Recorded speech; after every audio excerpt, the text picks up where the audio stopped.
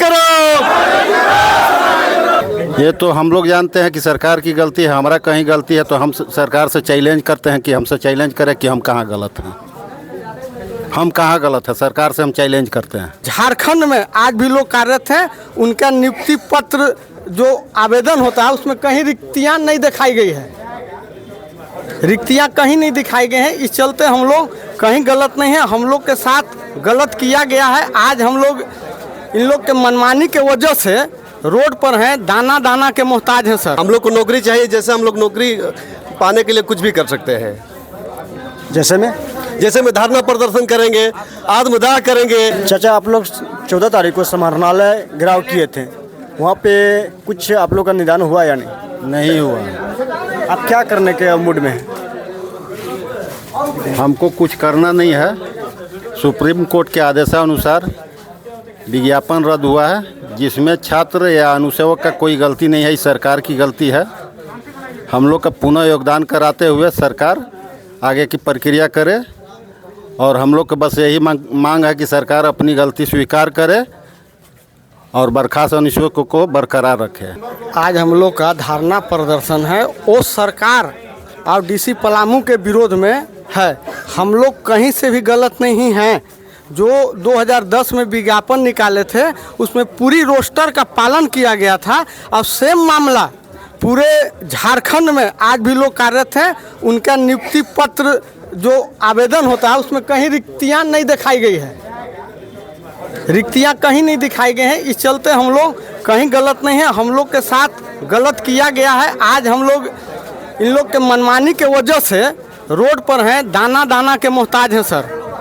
बहुत प्रॉब्लम हो रहा है, इसलिए हमारी सरकार और डीसी महोदय से आग्रह है कि 251 बर्खास्त अनुसेवकों को समायोजित करने की कृपा करें, ताकि अन्य जिले में भी इसी प्रकार की सेम पैनल निर्माण से लोग आज भी कार्य कर रहे हैं।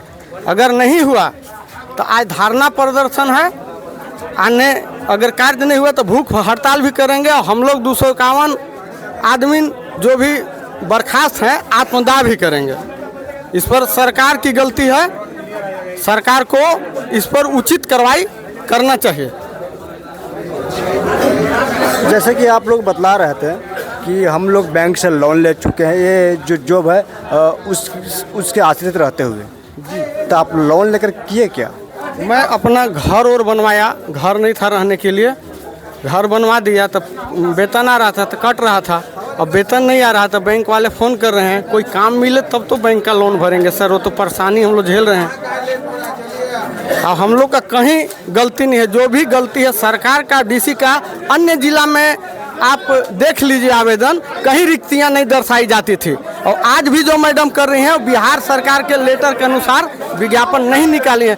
मान लीजिए जो व्यक्ति 30 साल से दैनिक मजदूरी पर काम किया, उसको इन्होंने इस पद पर बहाल किया, आज हटा दिए तो वो आदमी कहाँ जाएगा? 8वां पास जो व्यक्ति है जिसका उम्र 52 साल हो गया है, वो कैसे इस फार्म को फिलअप करेगा?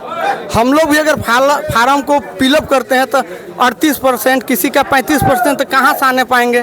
तो सौतेला व्यवहार है।